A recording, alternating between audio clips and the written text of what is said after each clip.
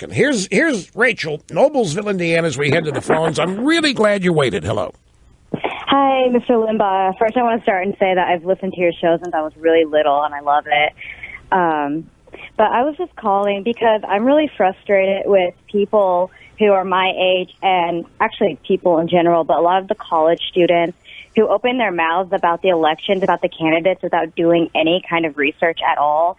Like, I've asked people who they support, and I've gotten students my age saying Bernie Sanders, and the only thing they can say is free college. And my response is there's no such thing as free college, that I'm not going to go to college for 4 years and then pay for other people to go to college. And, I mean, with Donald Trump and Cruz, because I'm a Cruz supporter, and people just don't do research and look into their past, and it's just really frustrating. Well, I ran across a phrase the other day that actually helps me understand a lot of things, and it's this. People very rarely remember what you say, but they never forget how you make them feel. It's especially important. What it is it's an axiom for actors, if you want to know the truth. And in the case of politics here, Bernie and Trump are making their supporters feel really good. It doesn't matter what they're saying. When it comes to free college, now, of course, college debt is so high, tuition is so high, young people, they're not stopping to think that nothing is free. They actually want to believe that Bernie means it. They want to believe that it isn't going to cost them anything. But, of course, it will cost them. And what value is it, ultimately, if it doesn't cost anything? What's the value? Why even bother having an education if it doesn't matter enough to pay for it? And can you hang on, Rachel? I've got a break. I want to continue exploring this with you if you can wait. Okay. Good. Cool. Back in a second here, folks. And we're back to Rachel in Noblesville, Indiana. Thank you for waiting. I want to ask you what you meant when you said you wish these college-aged kids your age realize there's no free education. You then said you don't want to pay for other people's education. What do you mean by that? Well, there's no such thing as free, as I had mentioned before, but someone's got to pay for college. So if you have, I have a little brother. If he goes to college for free, where does that money come from? The colleges have to make money somehow. So our taxes are going to increase. And so when our taxes increase, I have to pay for it. So it becomes very socialist. I mean, that's what Bernie Sanders is. And you're frustrated that these kids don't understand that the money has to come from somewhere. Yes. They aren't even trying to figure it out. I join you. I totally understand where you're coming from. And if you let it get hold of you, it'll frustrate you till the end of the day, till you figure it out. Yeah. Mm-hmm. It is.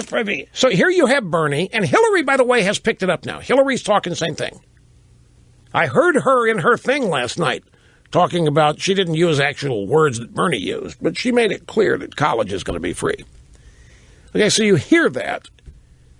And the frustrating thing is, why don't people who applaud, how are you going to pay the teachers?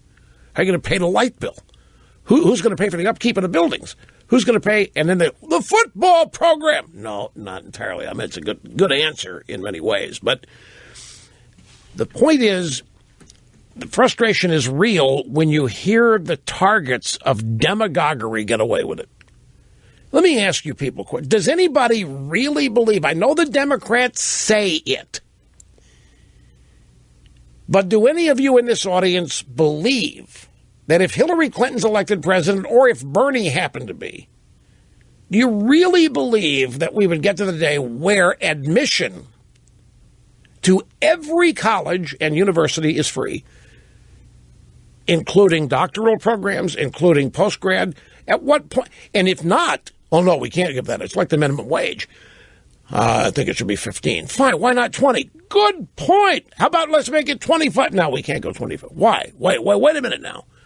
So we finally found a cutoff point where you think the minimum wage is too high. Why? That's when you've won the argument. Okay, when you're talking about making college free, at some point people go, no, you can't make postgrad free. Why not? If all the rest of it's going to be free, why can't you make medical school free? Well, we're not. We're just talking about 4-year undergrad. Why? Why not all of it? But my question, does anybody really think it's going to happen? I don't see it. I don't doubt they want to try, and I don't doubt they'd lie their teeth off trying to get votes on it, but it's never going to happen. The universities require income above and beyond. There has to be a value attached. If a college education is free, it becomes worthless, folks. But when I hear all this talk go on, another thing hits me is how successfully powers that be have succeeded, how well they've succeeded in convincing everybody that if they don't have a college education, they don't have a life. And that's part of the racket. That's part of the whole scam, part of the whole racket. No, I'm not anti-education. But let's face it, it's a left-wing racket. And the idea of free... You know what I think they would do more than make college free? This is something they would do. And this would happen in a campaign, and that's forgive student loan debt. Now, if you want to worry about the Democrats actually doing something, plan for your reaction to that. Because they already, under Obama, they administered a student loan program. They actually administered the loans. Now, Obama took it over. They run it through a couple banks, but it's no longer a individual financial institution program. The government essentially runs it. So don't be surprised if Hillary proposes forgiving student loan debt. That's as close as they'll come to free college. If you forgive the student loan debt of everybody who has any, then what do you do about people just now starting? Do you also forgive their debt that they haven't yet incurred? How do you do that? I don't think it's too much. They can't get away with it. Demagoguery, plain and simple. But they depend on these universities and the people in them too much to devalue it by making it free. It's going to be, and they might make it at certain places, junior colleges, community colleges, somewhere to start just to say that they're doing it. But it's going to be like most every other promise the left makes, empty and a lie. Oh, you doubt me? Well, grab your average African American and ask him what he believes he's been promised the last 50 years, and ask him how much of it he's actually gotten. Including, they're going to end racism, they're going to end discrimination, they're going to end bigotry, they're going to end all that. They're going to punish all the bigots, they're going to punish all the racists. You ask people who've been waiting for 50 years for the Democrats to come through with their promises what they've got. And the answer is a big fat zero. Isn't that why we all wonder why they continue to vote for them? And what we have learned is they continue to vote for them because their greater fear is what the Democrats have convinced them the Republicans will do to them, is a greater fear than realizing the Democrats don't mean their promises. You want to really get down to it, Rachel? Here's the battle. Stop and look at it this way. Capitalism must be perfect. There cannot be a single error. There cannot be a single thing that goes wrong with it. Otherwise, everybody jumps on board and claims it's flawed, it's unfair, it's discriminatory, and yet socialism and government can destroy lives, and there's no such review.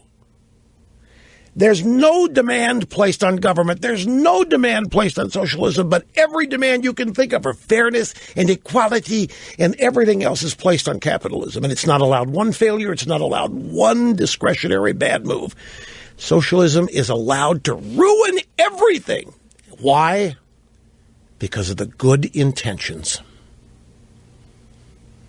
That's why the Democrats always want to be judged on their good intentions and never the results. War on poverty.